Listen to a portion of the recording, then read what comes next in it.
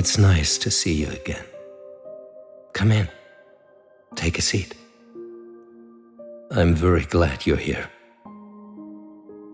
Today, I'm a bit scattered. To be honest, it's more than that. I'm quite agitated. I had a very intense dream last night that has been occupying my mind all day. May I tell you about it? In this dream, my father suddenly stood before me in the middle of the street, in broad daylight. He looked at me with such sad eyes, and I was so perplexed that I almost flinched. I wanted to say something, but my voice was paralyzed. I felt my mouth opening, shaping words, but not a single sound came out. Suddenly, my father raised his index finger and gently placed it on my lips. And at that moment, it was as if lightning struck me, an electric shock that penetrated my entire body. And suddenly my voice was back, loud and clear. I heard myself saying, "Where have you been for so long? I miss you, Dad." But he remained silent, his gaze motionless. "Where have you been all these years? Where have you been hiding, Dad? I've missed you so much." Still, he showed no reaction, just looked at me. "Where have you been, Dad?" I asked desperately. "Do you know how much I've missed you? Please, say something. Talk to me, Dad." But his gaze remained utterly impenetrable and empty, as if he couldn't hear me, as if he couldn't understand me, as if my words couldn't reach him. And then something very strange happened. My body began to shed its skin. Yes, you heard right. Like a snake, my skin slowly detached from me and fell to the ground. It didn't hurt, but I felt enormous fear, and at the same time felt like I was suffocating. Throughout this process, I heard myself almost breathlessly screaming for my father, just screaming his name as loud as I could, while simultaneously gasping for air. Screaming, I looked down at myself and saw my old skin lying around me like a coat that had been taken off and simply dropped. I looked at this old shell of myself and suddenly became very calm. I just looked at the ground and saw my old self as if looking at a loved one on their deathbed from whom one is parting. I observed this dying part and felt an enormous sadness rising within me. Tears streamed from me, flowing freely. I stared at my old shell, feeling the need to reach out, to hold it tight. Yet, as I bent down to touch it, it simply sank into the ground and disappeared. Dumbfounded, I lifted my head to look again at my father, who still stood before me. His gaze was no longer empty and expressionless.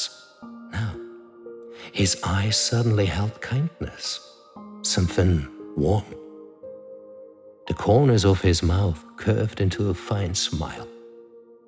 Yes, he was smiling at me. It was a comforting feeling. Tears ran down my face, and at the same time, I found myself smiling too.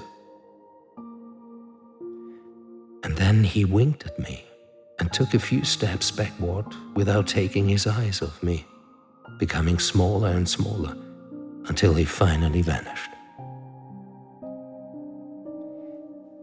The next moment I woke up, gasping for air, sitting up in bed, trying to orient myself.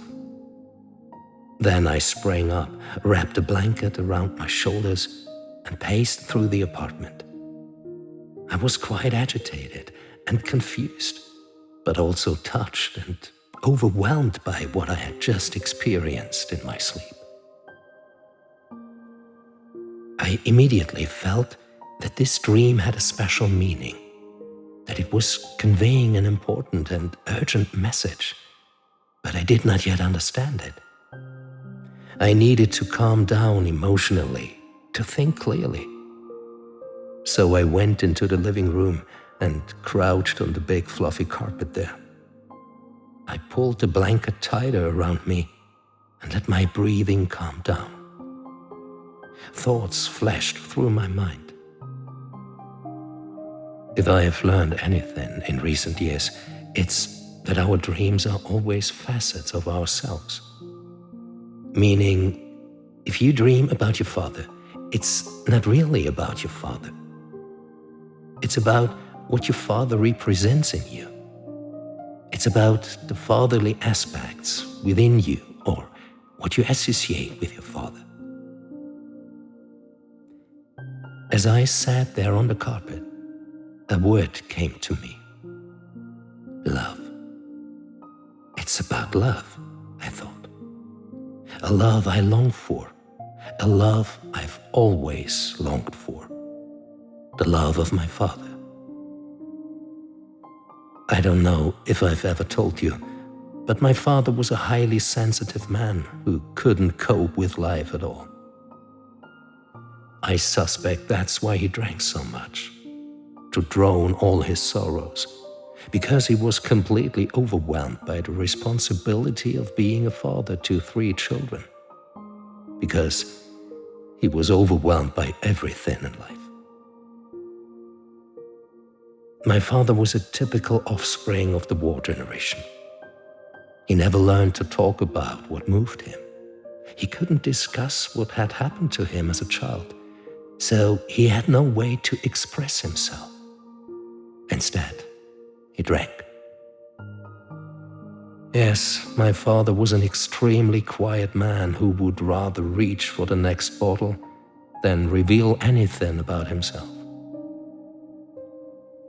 When I was 12 years old, he disappeared and never resurfaced. For many years, for decades, I was angry with him. I was hurt and disappointed. I felt abandoned by him, rightfully so, because he had left me behind. I had always been sure that he never felt something like love for me. But this dream I had last night has shown me that a transformation has occurred within me. I no longer feel anger or disappointment. What I feel is sorrow.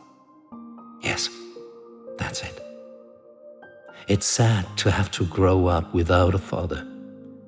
And it's sad for a father not to be able to take care of his children, not even being able to explain why he can't take care of them.